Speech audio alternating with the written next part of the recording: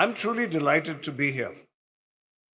Firstly, of course, because it's an honor to be invited at all to speak at this summit.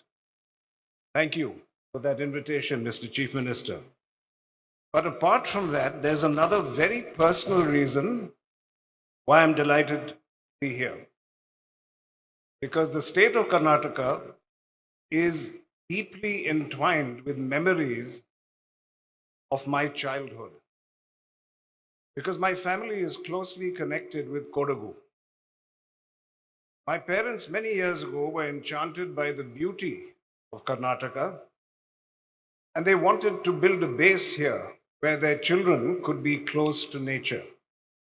So as a result, I spent a lot of time in the late 60s, the village of Kutta near Nagarhole, where my parents took on the challenge of developing a working coffee plantation from scratch. So let me say that eventually, although they came from Punjab and then Mumbai, I think at the end of their lives, my parents were happiest in Kutta. So I come here today as an investor, but first and foremost, I'm just a Kodagu boy coming home.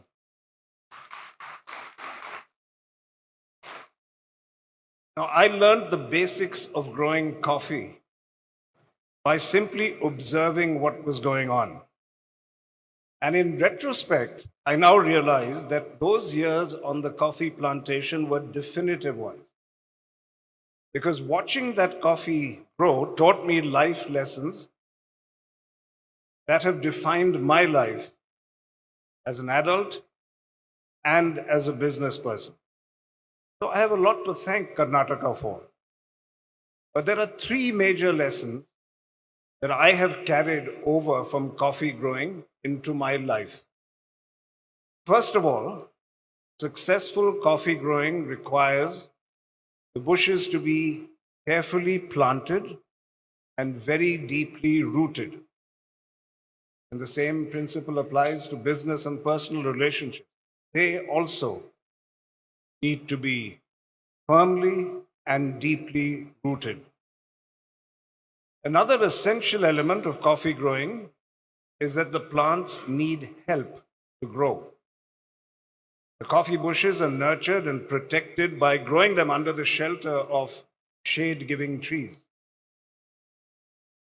People and businesses too grow best when nurtured and protected by those who can provide the necessary shade and support.